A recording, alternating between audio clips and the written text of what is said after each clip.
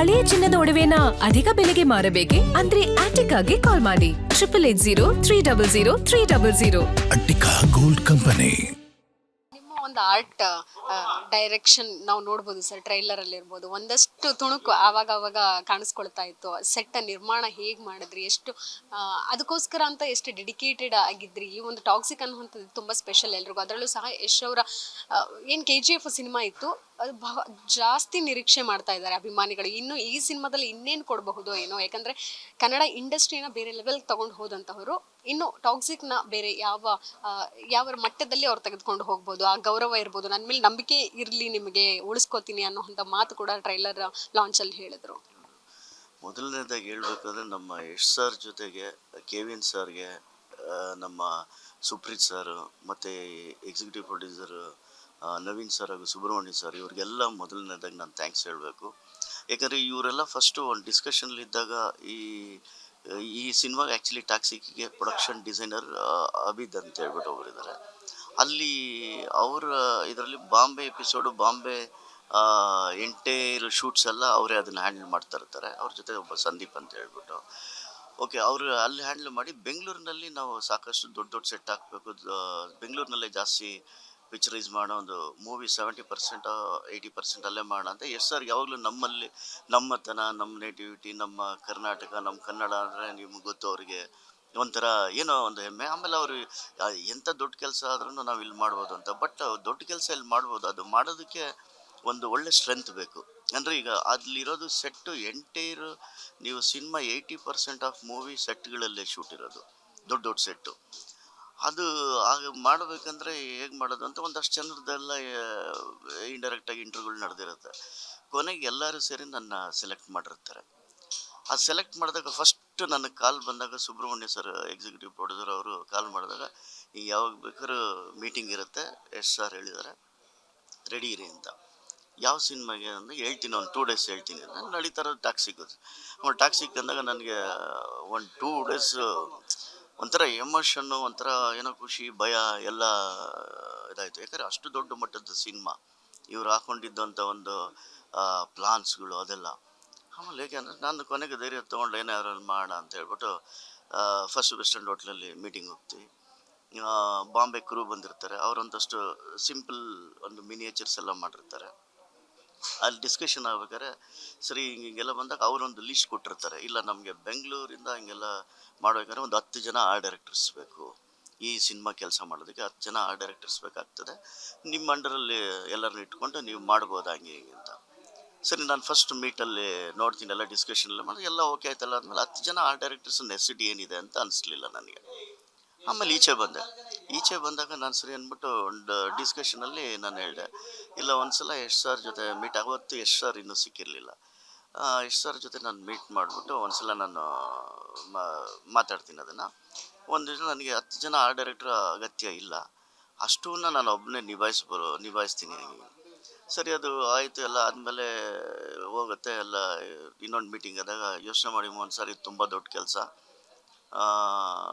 ನಿಮ್ಗೆ ಏನಕ್ಕೆ ಅಂದರೆ ಸಪೋರ್ಟ್ಗೆ ನಿಮಗೆ ಬೇರೆಯವ್ರನ್ನ ಇಟ್ಕೊಂಡು ನಿಮ್ಮ ಇನ್ಚಾರ್ಜಲ್ಲಿ ಅವ್ರ ಕೈಲೆಲ್ಲ ಕೆಲಸ ತೆಗೆಸ್ಕೊಳ್ಳೋಣ. ನಾನು ಅವಾಗ ಹೇಳಿದೆ ಸರ್, ಇಲ್ಲ ಸರ್, ನೆಸಿಟಿ ಇಲ್ಲ, ಖಂಡಿತ ನಾನು ಮಾಡ್ತೀನಿ ಅಂತ.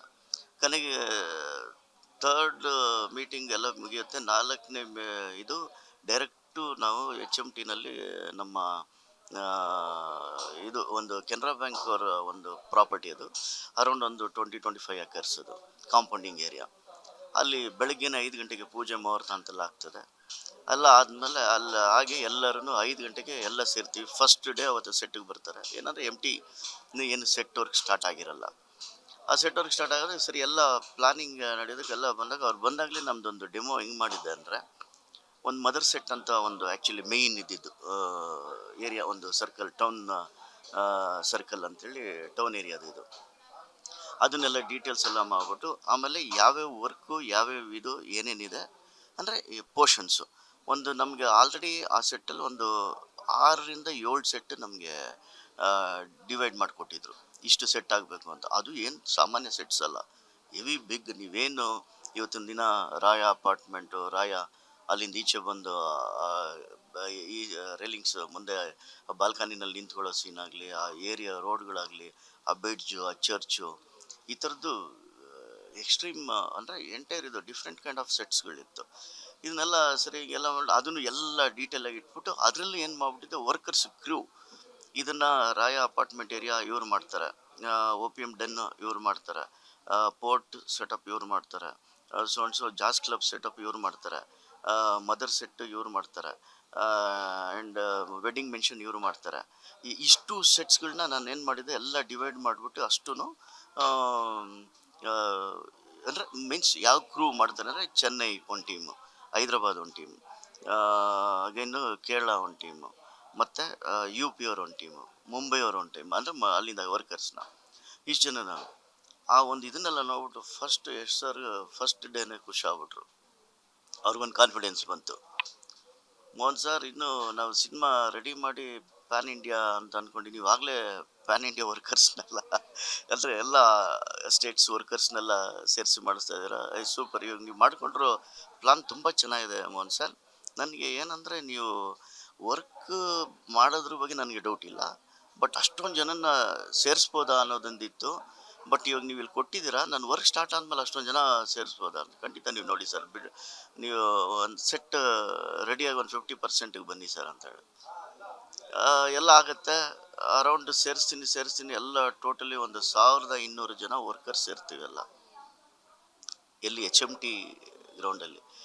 ಖಾಲಿ ಒಂದು ಫ್ಲೋರ್ ಪ್ಲಾನಿಂಗಿಗೆ ಹತ್ರ 1 ವೀಕ್ ತೊಗೊಳ್ತೀವಿ. ಆ ಸರ್ಕಲ್ ಮದರ್ ಸೆಟ್ ಅಂತ ಏನಿದೆ, ಯಾಕಂದರೆ ಮಿಡ್ಲಲ್ಲಿ ಚರ್ಚ್ ಬರಬೇಕು, ಒಂದು ರಾಯ ಅಪಾರ್ಟ್ಮೆಂಟ್ ಸ್ಟ್ರೀಟು, ಇನ್ನೊಂದು ರೆಸ್ಟೋರೆಂಟ್ ಸ್ಟ್ರೀಟು, ಇನ್ನೊಂದು ಟೆಂಪಲ್ ಸ್ಟ್ರೀಟು, ಇನ್ನೊಂದು ಜಾಸ್ ಕ್ಲಬ್ ಸ್ಟ್ರೀಟು, ಈ ಥರ ಎಲ್ಲ. ಇದನ್ನು ಏನಂದರೆ ಇಷ್ಟೂ ಎಲ್ಲ ವರ್ಕ್ಗಳು ನಡಿಬೇಕಲ್ವ, ಆವಾಗ ಸರಿ ಅಂದ್ಬಿಟ್ಟು ಆಗುತ್ತೆ. ಪೂಜೆ ದಿನ ಹೊರಟು ಬಿಡ್ತಾರೆ. ಸುಮಾರು ಒಂದು 6 ತಿಂಗಳು ಬಿಟ್ಬಿಟ್ಟು ಬರ್ತಾರೆ ಸೆಟ್ಗೆ. ಎಸ್ ಸರ್, ಅವಾಗ ಬಂದಾಗ ಸರಿ ಹ್ಯಾಂಡ್ ಹೊಡೆದ್ಬಿಟ್ಟು ಜೊತೆಯಲ್ಲಿ ಯಶ್ ಸರ್ ಜೊತೆಯಲ್ಲಿ ನಾನು ಮತ್ತು ಅವರು ಬಾಡಿ ಗಾರ್ಡ್ ಇರ್ತಾರೆ, ಇನ್ನು ನಮ್ಮ ಹುಡುಗರು ಇಬ್ಬರು ಅಸಿಸ್ಟೆಂಟ್ಸು ಜೊತೆಯಲ್ಲಿ ಕರ್ಕೊಂಡು ಎಲ್ಲ ಒಂದು ರೌಂಡ್ ಹೊಡಿತಾರೆ. ಎಲ್ಲ ರೌಂಡ್ ಹೊಡೆದು ಎಲ್ಲ ಆದಮೇಲೆ ಎಲ್ಲರಿಗೂ ಹಾಯ್ ಮಾಡ್ತಾರೆ ವರ್ಕರ್ಸು. ಎಲ್ಲರದ್ದು ಊಟ ಆಯ್ತಾ ಅಂತಾರೆ. ನಾನು ಹೇಳಿದೆ ಸರ್ 1 ಲ್ಯಾಂಗ್ವೇಜಲ್ಲಿ ಕೇಳೋಕ್ಕಾಗಲ್ಲ, 5 ಲ್ಯಾಂಗ್ವೇಜಲ್ಲಿ ಕೇಳಬೇಕಾಗತ್ತೆ, ಯಾಕಂದರೆ ಡಿಫ್ರೆಂಟ್ ಕೈಂಡ್ ಆಫ್ ಸ್ಟೇಟ್ಸ್ ಇದೆಲ್ಲ. ಒಂದು ಸೂಪರ್ ಅಂತೇಳಿ ಎಲ್ಲರಿಗೂ ವಿಶ್ ಮಾಡಿ ಕೊನೆಗೆ ಆಫೀಸಲ್ಲಿ ಬಂದು ಕೂತ್ಕೊಳ್ತೀವಿ. ಅಲ್ಲಿ ಟೆಂಪ್ರರಿ ಒಂದು ಆಫೀಸ್ ಮಾಡಿ ಅವಾಗ ಒಂದು ಹೊರಡೆ ಹೇಳ್ತಾರೆ, ಸರ್ ಮೋಹನ್ ಸರ್ ನಿಮ್ಮ ವರ್ಕ್ ತುಂಬ ಹಿಡಿಸ್ತು, ಸೂಪರ್, ನನ್ನ ಏನು ಅಂದ್ಕೊಂಡಿದ್ದೆ ಆ ಕಾನ್ಫಿಡೆನ್ಸ್ನ ನೀವು ಇದು ಮಾಡಿದ್ದೀರಾ ಅಂತ. ನಾನು ಸರಿ ಇದೊಂದು ವರ್ಡ್ ಕಾಯ್ತಾ ಇದೆ ಸರ್ ಅಂತ ಹೇಳ್ಬಿಟ್ಟು ಹೇಳ್ತೀನಿ. ಯಾಕಂದರೆ ಅಷ್ಟು ಭರವಸೆ ಇಟ್ಟು ಕೊಟ್ಟಾಗ ನಮಗೆ ಇವಾಗ ನೀವೇನು ಆನ್ ಸ್ಕ್ರೀನ್ ಟ್ರೈಲರಲ್ಲಿ ನೀವು ನೋಡಿದ್ರೆ ಅದಷ್ಟು ಸೆಟ್ ಅಂತ ಯಾರಿಗೂ ಗೊತ್ತಾಗಲ್ಲ.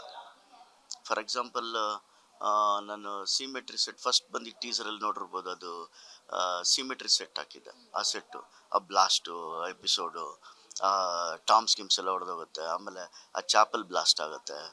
ಈ ಸೆಟ್ಸ್ಗಳೆಲ್ಲ ರಿಯಲಿಸ್ಟಿಕ್ಕಾಗಿ ನಾವು ಆ್ಯಕ್ಚುಲಿ ಅಷ್ಟೂ ಸೆಟ್ನ HMT ಲೊಕೇಶನಲ್ಲಿ ನಾವು ರೆಡಿ ಮಾಡಿಕೊಂಡು ಅದನ್ನೆಲ್ಲ ಲಾರಿಗಳಲ್ಲಿ ಒಟ್ಟು 8 ಲಾರಿನ ಒಂದು ಸಲಿಗೆ 8 ಲಾರಿ ಅಲ್ಲಿಂದ ಪ್ಯಾಲೇಸ್ಗೆ ಹೋಗುತ್ತೆ.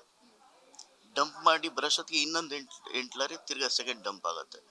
ಸುಮಾರು ಒಂದು 16 to 20 ಲಾರೀಸ್ನ ತೊಗೊಂಡೋಗಿ ಅಷ್ಟು ಏರಿಯಾನ ಪ್ಯಾಲೇಸ್ ಹಿಂದೆಗಡೆ ಡಂಪ್ ಮಾಡಿ ಆ ಟಾಮ್ಸ್ಗಳನ್ನೆಲ್ಲ ರೆಡಿ ಇದನ್ನು ಸೆಟಪ್ ಮಾಡಿ ಆ ಸ್ಕಲ್ಪ್ಚರ್ಗಳು, ಆ ಟಾಮ್ಸ್ ಮೇಲಿರೋ ಸ್ಕಲ್ಪ್ಚರು, ಚಾಪಲ್ಲು, ಅದೆಲ್ಲ ಇಷ್ಟು ಅಲ್ಲಿ ರೆಡಿ ಮಾಡೋಕ್ಕೆ ನಾವು ಜಸ್ಟ್ 3 days ತೊಗೊಂಡಿದ್ದೀವಿ ಅಷ್ಟೇ ಅಲ್ಲಿ. ಬಟ್ ಇಲ್ಲಿ ಆ ವರ್ಕ್ ಮಾಡೋದಕ್ಕೆ ಹತ್ರ 5 to 6 months ತೊಗೊಂಡಿದ್ದೀವಿ ಆ ಥರ. ಯಾಕಂದರೆ ನಾನು ನಂದು ವರ್ಕ್ ಮೆಥಡ್ನ ಇದನ್ನು ಹೇಳ್ತಾ ಇದ್ದೀನಿ. ಅಷ್ಟು ಡೀಟೇಲಿಂಗ್ ವರ್ಕ್ ತೊಗೊಂಡೋಗಿ ಮಾಡಿ ಒಂದ್ಸಲ ಶೂಟ್ ಮಾಡಿ ಅಗೇನ್ ನಮಗೆ ಒಂದು 3 months ಏನೋ ಗ್ಯಾಪ್ ಕೊಟ್ಟು 2 months 3 months ಕೊಟ್ಟು ಗ್ಯಾಪ್ ಅಂದರೆ ತಿರ್ಗಾ ವಾಪಸ್ ತಂದು HMTನಲ್ಲಿ ತಿರ್ಗಾ ಅಗೇನ್ ತೊಗೊಂಡೋಗಿ ಸೆಟಪ್ ಮಾಡಿ ಶೂಟ್ ಮಾಡಿರೋದು 2 ಏರಿಯಾದಲ್ಲಿ, ಒಂದು ಸಪೋಟ ಗಾರ್ಡನ್ನು, ಇನ್ನೊಂದು ಇದರಲ್ಲಿ. ಈ ಥರ ಯಾಕಂದರೆ ಈ ಥರ ಚಾಲೆಂಜಿಂಗ್ ಕೆಲಸಗಳನ್ನ ಮಾಡೋದಕ್ಕೆ ನಮಗೆ ತುಂಬ ಉತ್ಸಾಹ ಇರುತ್ತೆ. ಯಾಕಂದರೆ ನಾವು ಸುಮಾರು 30 ವರ್ಷದ ಇತಿಹಾಸ ನಂದು ಇಂಡಸ್ಟ್ರಿನಲ್ಲಿ. 1996ಗೆ ಬಂದಿದ್ದು, ಈಗ 2026. 30 ವರ್ಷದ ಇತಿಹಾಸದಲ್ಲಿ ನಿಜವಲ್ಲೂ ಹೇಳ್ಬೇಕಂದ್ರೆ ಇಂಥ ದೊಡ್ಡ ಮಟ್ಟದ ಸೆಟ್ಟನ್ನು ನಮ್ಮ ಮೇಲೆ ನಂಬಿಕೆ ಇಟ್ಟು ಕೊಟ್ಟಿದ್ದಾರೆ ಅಂತ ಹೇಳಿದ್ರೆ ನಿಜವಾಗ್ಲೂ ಕನ್ನಡಿಗರು ನಾವು ಇವತ್ತು ಮಾಡ್ತಾ ಇದ್ದೀವಿ, ಯಾರಿಗೇನು ಕಮ್ಮಿ ಇಲ್ಲ ಅನ್ನೋ ಒಂದು ಪ್ರೂವ್ ಮಾಡಿದ್ದೀವಿ 100%. ಆಮೇಲೆ ದೊಡ್ಡ ಮಟ್ಟದ ಇದರಲ್ಲಿ ಎಸ್ ಆರ್ ಕಡೆಯಿಂದ ಈ ಒಂದು ಮಟ್ಟಕ್ಕೆ ಒಂದು ಸಿನಿಮಾ ಮುಂದೆ ಮಾಡ್ತಾರೆ ಅಂತ ನಮಗೆ ಐಡಿಯಾ ಇರಲಿಲ್ಲ. ಆದರೆ ಮಾಡಿದ್ರು ಅವ್ರ ಜೊತೆ ನಾವು ನಿಜವಾಗ್ಲೂ ಆ ಕೆಲಸ ಮಾಡ್ತೀವಿ ಅನ್ನೋ ಒಂದು ಇದಿರಲಿಲ್ಲ. ಅದೆಲ್ಲ ನೆನೆಸ್ಕೊಂಡ್ರೆ ನಿಜವಾಗ್ಲೂ ರೋಮಾಂಚನ ಆಗುತ್ತೆ. ಯಾಕಂದರೆ ನಮ್ಮ ಜರ್ನಿಗೆ ಒಂದು ಇನ್ನೂ ಒಂದು ತಾಕತ್ತು ಕೊಟ್ಟಂಗೆ ಆಯಿತು. ಅದರಿಂದ ನಮ್ಮ ಕೆವಿನ್ ಸರ್ ತಂಡಕ್ಕೆ ಮತ್ತು ಯಶ್ ಸರ್ಗೆ ಯಾವಾಗಲೂ ಚಿರಋಣಿಯಾಗಿರ್ತೀವಿ ನಾವು ಅದನ್ನು.